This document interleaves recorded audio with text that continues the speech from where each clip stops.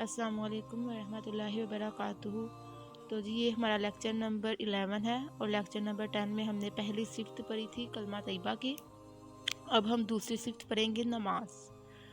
نماز کیا ہے؟ کہتے ہیں کہ جب انسان کلمہ پڑھ لیتا ہے تو اس کے لیے شریعت کے تمام احکام پر چلنا لازم ہو جاتا ہے، یعنی کہ جو اللہ تعالیٰ نے ہمیں حکم دیا ہے کہ ہم اللہ تعالیٰ کی عبادت کرنے کے لیے دنیا میں آئے ہیں، تو اللہ تعالیٰ نے جو ہمیں حکم دیا ہے اس پر چلنا کیا ہو جاتا ہے؟ لازم ہو جاتا ہے۔ ان میں سے سب سے اہم حکم کیا ہے؟ نماز ہے، اور نماز آپ کو پتہ ہے نماز جو ہے وہ دین کا ستون بھی ہے۔ اب کہتے ہیں کہ سب سے اہم حکم کیا ہے؟ نماز ہے، جس کو آپ صلی اللہ علیہ وسلم نے کفر اور اسلام کے درمیان فرق کرنے والی چیز بتایا ہے، یعنی کہ کفر اور اسلام میں یہی فرق ہے کہ ہم لوگ کلمہ پڑھتے ہیں، نماز پڑھتے ہیں، ٹھیک ہے نا۔ اب کہتے ہیں کہ نماز کا مقصد یہ ہے کہ ہم اس طریقے سے نماز پڑھیں جس طریقے پہ ہمارے نبی حضرت محمد صلی اللہ علیہ وآلہ وسلم نے نماز پڑھی ہے، اور پھر حضرت محمد نے کس کو سکھائی ہے؟ صحابہ کرام رضوان اللہ اجمعین کو سکھائی ہے، اور پھر صحابہ کرام نے آگے امت تک پہنچائی ہے۔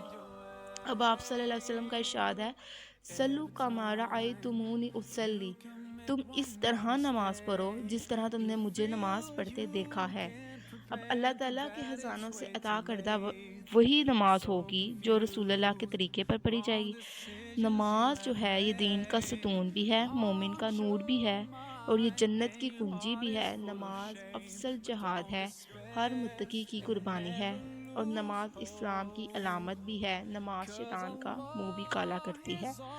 اب نماز کی اہم ترین جو ہے عبادت ہونے کی وجہ یہ ہے کہ اسلام کے جو تمام فرائض ہیں، جیسے روزہ ہے، حج ہے، زکوٰۃ، زمین پر فرض ہوئے ہیں نا، آسمان ہی پر فرض نہیں ہوئے۔ لیکن جو نماز ہے یہ آپ کو پتہ ہے کہ معراج کے موقع پر اللہ تعالیٰ نے آپ صلی اللہ علیہ وسلم کو یہ ایک تحفے کے طور پہ دی تھی آسمان، ٹھیک ہے۔ اب کہتے ہیں کہ اس کے لیے جو ہے نا نماز اس قدر جو ہے قرآن پاک میں جس قدر نماز کی تاکید فرمائی گئی ہے، کسی اور عبادت کے متعلق اتنی تاکید نہیں فرمائی گئی ہے۔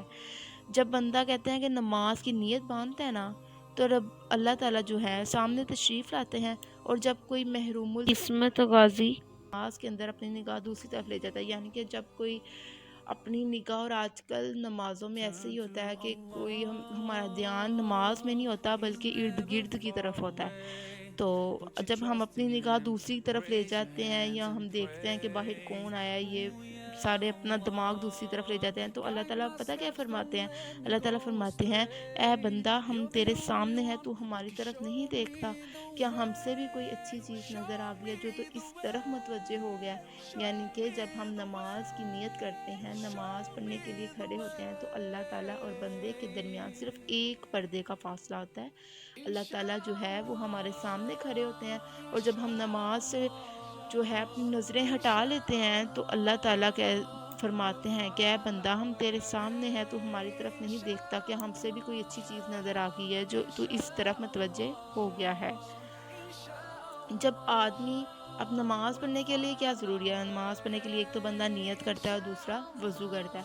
اب جب آدمی نماز کے لیے وضو کرتا ہے نا، اور جب بسم اللہ الرحمن الرحیم پڑھتا ہے، تو اللہ رب العزت اس کے وہ تمام اعضاء جو اس کے جو ہے پانی سے دھلتے ہیں، یعنی کہ وہ تمام باڈی کے پارٹ جو ہم واش کرتے ہیں، پانی سے دھوتے ہیں، وضو کے جو ہے وضو کے مطابق جیسے وضو ہم کرتے ہیں، ان کے گناہ کیا ہوتے ہیں؟ معاف فرما دیتے ہیں اللہ تعالیٰ۔ اور اگر بسم اللہ والحمدللہ پڑھے گا تو جسم کے گناہ جو اس کی آنکھوں سے ہوئے یا کانوں سے یا غرض جسم کے جس حصے بھی اس نے اسے کوئی گناہ کیا ہوگا، تو اللہ تعالیٰ کیا کریں گے؟ اس گناہ کو معاف فرما دیں گے۔ اور جب نمازی نماز کے لیے گھر سے وضو کر کے مسجد کی طرف چلتا ہے، یعنی کہ جب مرد حضرات جو ہیں یہ گھر سے وضو کر کے مسجد کی طرف چلتے ہیں، تو اس سے جو ہے وہ ہر قدم پر ایک نیکی ملتی ہے۔ سبحان اللہ! دیکھیں آپ کہ مسجد تک جانے تک جو ہے اس نمازی کے ہر قدم پہ اسے کیا مل رہی ہے؟ ایک نیکی مل رہی ہے، ایک گناہ بھی معاف ہوتا ہے، اور ایک درجہ بلند ہوتا ہے۔ اور وہ شخص ایسے ہے جیسے احرام باندھ کر حج کے لیے جا رہا ہوں۔ سبحان اللہ! دیکھیں یہ کتنی بڑی جو ہے فضیلت ہے کہ جو شخص نماز پڑھنے جا رہا ہے وہ شخص ایسا ہے جیسے احرام باندھ کر حج کے لیے جا رہا ہو۔ اور جب آدمی وضو کے بعد کلمہ شہادت پڑھ لیتا ہے تو اس کے لیے جنت کے 8 دروازے کھل جاتے ہیں۔ پھر جب آدمی بندہ جو ہے کوئی بھی شخص نماز کے لیے کھڑا ہوتا ہے اور اللہ اکبر کہہ کر نیت باندھتا ہے تو اس کی کیفیت یہ ہوتی ہے کہ ادھر تکبیر ختم ہوئی اور ادھر اس کے گناہ معاف ہو گئے۔ سبحان اللہ، یعنی کہ جب ہم اللہ اکبر کہتے ہیں تو جب اتنی دیر ہمیں اللہ اکبر کہنے میں لگی ہے، ہم اللہ اکبر کہہ کے فارغ ہوتے ہیں تو ہمارے سارے گناہ معاف ہو جاتے ہیں اور ہم ایسے ہوتے ہیں جیسے آج ہی ماں کے پیٹ سے پیدا ہوا ہے۔ اور پھر جب آدمی ثنا یعنی کہ سبحانک اللہم پڑھتا ہے تو 4 عربی غلام آزاد کرنے کا ثواب ملتا ہے اور حج اور عمرے کرنے کا ثواب ملتا ہے۔ سبحان اللہ، یعنی کہ آپ کو یہاں پر ہی اتنی وضو کرنے میں یا نماز کی نیت باندھتے میں، نماز میں ہی آپ کو اتنی بڑی دیکھیں اتنے اجر مل رہے ہیں، گناہ معاف ہو رہے ہیں، اتنی فضیلت ہے نماز کی۔ اور صرف دن میں 5 وقت نماز فرض ہے، اور اگر ہم پھر بھی نہ پڑھیں، اتنی فضیلت جان کر بھی نہ پڑھیں کہ ہر ایک ایک حرف پہ نیکی مل رہی ہے، ایک ایک حرف پہ کوئی نہ کوئی ثواب، اجر و ثواب جو ہے مل رہا ہے۔ ابھی کہتے ہیں کہ جب آدمی ثنا کے بعد کیا پڑھتا ہے، الحمدللہ پڑھتا ہے، سورۃ فاتحہ پڑھتا ہے، یا ہم لوگ ثنا کے بعد ہم لوگ کیا پڑھتے ہیں، تعوذ پڑھتے ہیں سب سے پہلے نا۔ تو جب آدمی تعوذ پڑھتا ہے تو اللہ تعالیٰ سے کیا کرتے ہیں، نماز مادے کو شیطان سے محفوظ کرتے ہیں، جو شیطانی وسوسے آتے ہیں وہ نہیں ہمیں آئیں گے۔ اور جب نمازی تسمیہ پڑھتا ہے یعنی کہ بسم اللہ الرحمن الرحیم پڑھتا ہے تو جو اس کے دل میں جو دعا آتی ہے اللہ تعالیٰ اسے قبول کر لیتے ہیں۔ پھر اس کے بعد ہم سورۃ فاتحہ پڑھتے ہیں، الحمدللہ پڑھتے ہیں، اور الحمدللہ پڑھنے سے کیا ہوتا ہے، اسے 4 آسمانی کتابوں کا ثواب ملتا ہے، مثلاً تورات، زبور، انجیل اور قرآن مجید پڑھنے کا ثواب ملتا ہے۔ اور پھر جب نمازی سورۃ فاتحہ کے بعد قرات کرتا ہے یعنی کہ قرآن پاک کی کوئی سورت پڑھتا ہے تو ہر حرف پر اسے کیا ہوتا ہے، 100 نیکیاں ملتی ہیں۔ سبحان اللہ، یہ دیکھیں اب اگر ہم قل ہو اللہ ہی پڑھتے ہیں تو کل میں 2 حرف ہیں، قاف اور لام۔ اب قاف کی بھی ہمیں 100 نیکیاں ملیں گی اور لام کی بھی ہمیں 100 نیکیاں ملیں گی، یعنی کہ اگر ہم ایک سورت پڑھتے ہیں تو اگر ہم آپ 100 لگائیں تو ہماری کتنی نیکیاں بن جاتی ہیں۔ اور پھر جب نمازی رکوع کرتا ہے تو رکوع کی حالت میں اللہ تعالیٰ اس نمازی کے بدن کے وزن کی مقدار کے بقدر جو ہے سونا صدقہ کرنے کا ثواب عطا فرماتا ہے۔ سبحان اللہ، یعنی کہ جتنا اس آدمی کا جو ہے وزن ہوگا اس کے بقدر اللہ تعالیٰ کیا کرتے ہیں، سونا صدقہ کرنے کا ثواب عطا فرماتے ہیں۔ اور پھر جب ہم رکوع میں جو ہے کیا پڑھتے ہیں، تسبیح پڑھتے ہیں، کون سی، سبحان ربی العظیم، تو اس کے بدلے کیا ہوتا ہے کہ 1 عربی غلام آزاد کرنے کا ہمیں ثواب ملتا ہے۔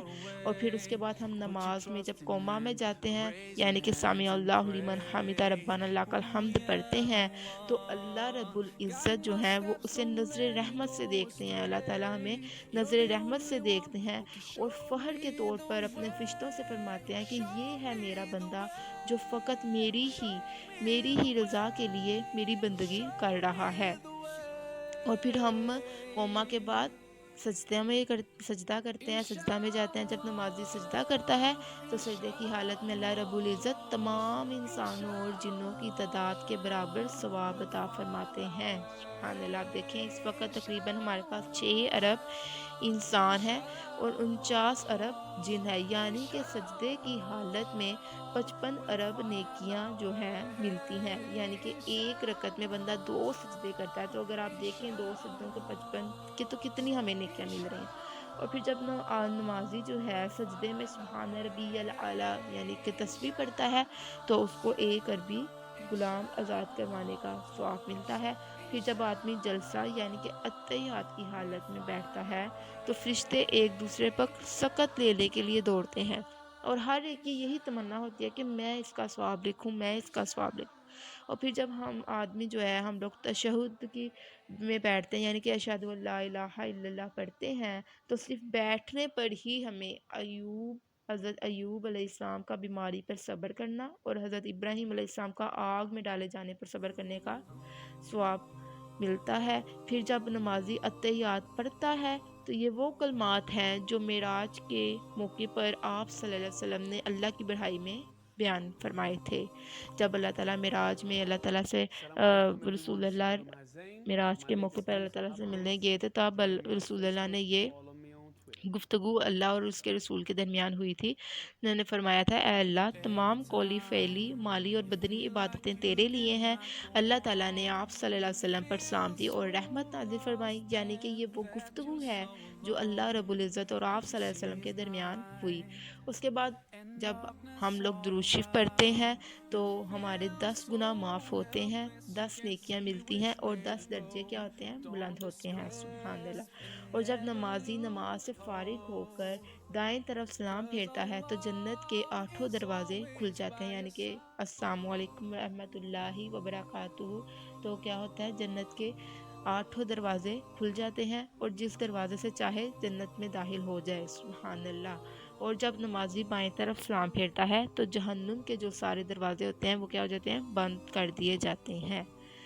تو اگر ہم دیکھیں تو نماز میں پڑھنے میں کتنا فائدہ ہے، اور اس میں ہمارا اپنا ہی فائدہ ہے کہ وضو کرنے پر اتنی نیکیاں مل رہی ہیں۔ جب بندہ نیت باندھتا ہے اور اللہ اکبر پڑھتا ہے تو ہی اس کے سارے گناہ جو اس نے کیے ہوتے ہیں کیا ہو جاتے ہیں؟ معاف ہو جاتے ہیں۔ اور جب وضو کرتا ہے اس سے جتنے اس کے جو ہے اعضاء دھلتے ہیں پانی سے، اس کے گناہ جو ہوتا ہے کیا ہوتا ہے؟ سارے ہی معاف ہو جاتے ہیں۔ یعنی کہ نماز پڑھنے سے اتنا فائدہ بندے کو مل رہا ہے، اس میں ہمارا اپنا ہی فائدہ ہے، اتنی فضیلت ہے، ہر قدم پر ہمیں اجر و ثواب مل رہا ہے۔ اب جب نماز سے بندہ فارغ ہو جاتے ہیں، ہم لوگ فارغ ہو جائیں تو 1 دفعہ اللہ اکبر کہیں اور 3 دفعہ استغفار پڑھیں، اور اس سے کیا ہوگا کہ ہماری اگر نماز میں کوئی بھی غلطی ہوئی ہوگی تو وہ کیا ہو جائے گی؟ معاف ہو جائے گی۔ اور اگر 5 مرتبہ ہم استغفار پڑھیں گے تو اس کے سارے گناہ معاف ہو جائیں گے۔ ہاں، اللہ تعالیٰ جو ہے ہماری نمازیں جو ایسی ہونی چاہیے جیسے صحابہ کرام رضوان اللہ اجمعین کی نمازیں تھی، اللہ تعالیٰ ہمیں جو ہے صحیح طریقے سے نماز پڑھنے کی توفیق عطا فرمائے، آمین۔